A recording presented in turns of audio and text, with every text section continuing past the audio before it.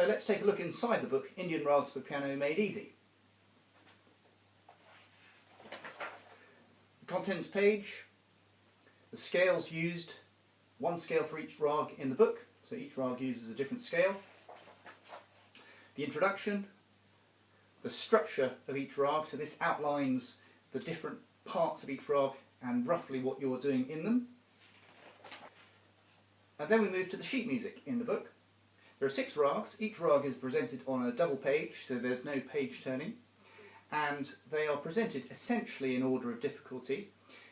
The first 3 rags each have 3 different versions, going from really easy, easy, and then quite easy or not so easy.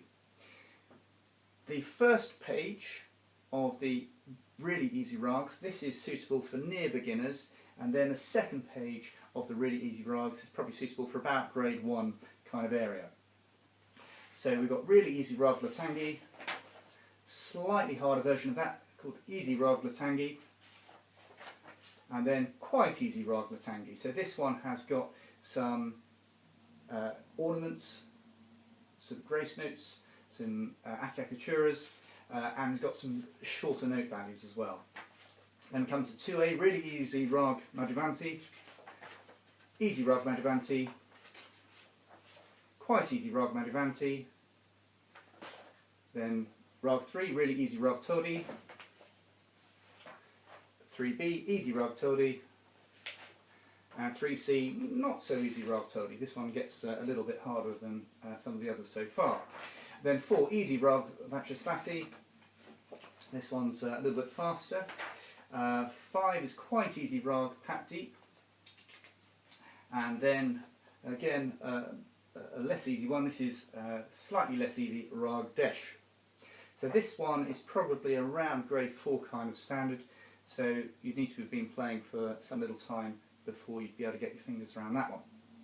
The structure of each rag in the book is a double page spread. On the left hand side we've got the ālāpa, and on the right hand side we've got the gat.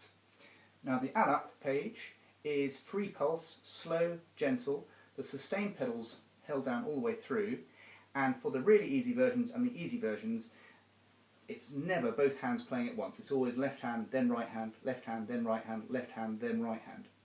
So there's no pressure to coordinate the hands in that sense for the really easy and the easy versions. The right hand page has got a pulse, so it's fixed pulse. They're all in 4/4 in this book, all in 4/4, and these are increasingly difficult as we go through the book. So let's have a look at how you would actually start using this with a near beginner. Teaching these rags will probably require a slightly different approach to a lot of other things that you may be teaching near beginners. A lot of teaching, obviously, you start with the thumbs on C and you have your hands there and either learn by reading or possibly by rote. Some teachers will like to move the hands more frequently early on in playing. A lot of teachers will like to keep the hands fairly static for the first few weeks, months of learning. This is going to take a slightly different approach. So the first thing that we do is we put the sustain pedal, and that's held down throughout the whole piece. The first gesture is playing all of the keynote. So in this case it's a C, so you can use that as a bit of a game with younger players, finding all the C's. The next gesture are 4 drone notes. Now these keep on getting repeated. This is what's being played by the left hand. Now it does not need to be in time.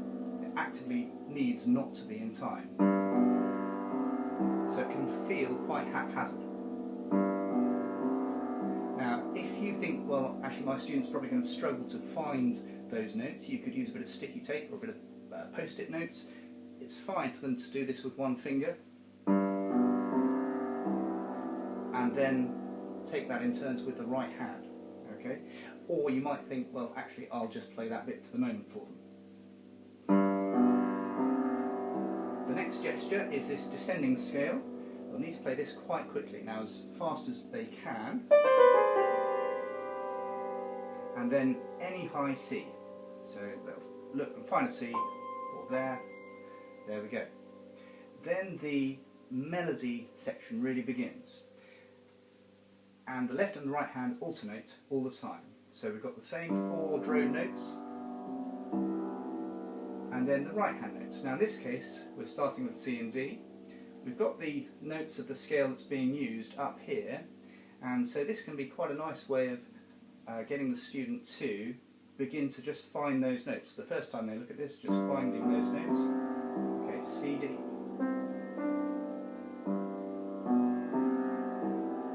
C, D, E. Now if they do this with one finger, that's okay for this. And then, oh, what's that note? B, C. Right, here we go. And they can repeat little bits if they go wrong. That's absolutely fine. They can repeat bits whether they go wrong or not. Next little section. And then keeping going. So E and F sharp.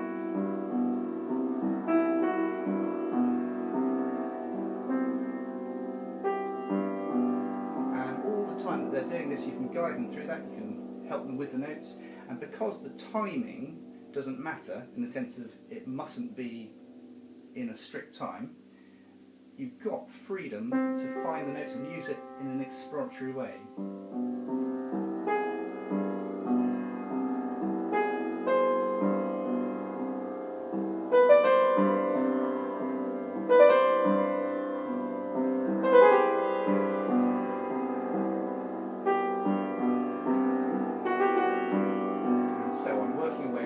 Through down to the bottom.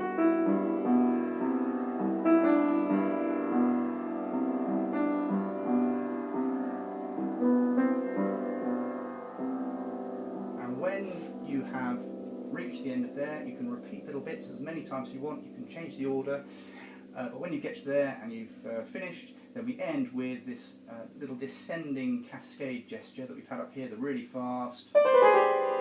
Now, your student might like to do that with 2 hands, or might even do it with 1 finger, but you can encourage them to try and do that as fast as possible. Have a little race with them maybe, a little game to get that as fast as possible.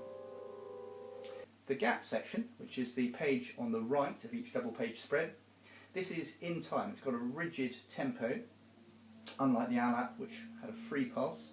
This has got a rigid pulse. I've given guideline metronome marks speeds, but obviously you can take them whatever speed is suitable.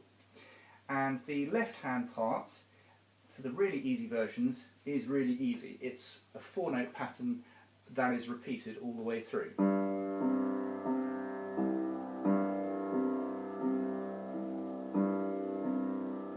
Now you may feel for your student actually it'll be easier for you, the teacher, to play that for them initially while they have a go at the right hand part.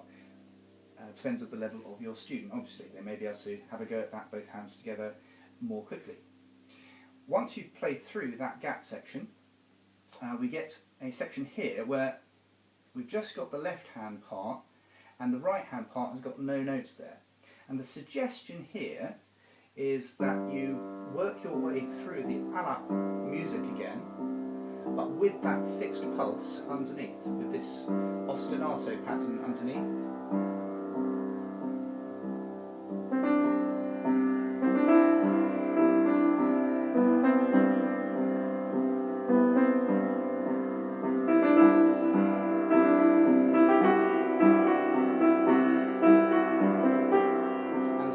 Working your way through that pattern, and that can be quite a fun thing to do because there's no risk of going wrong.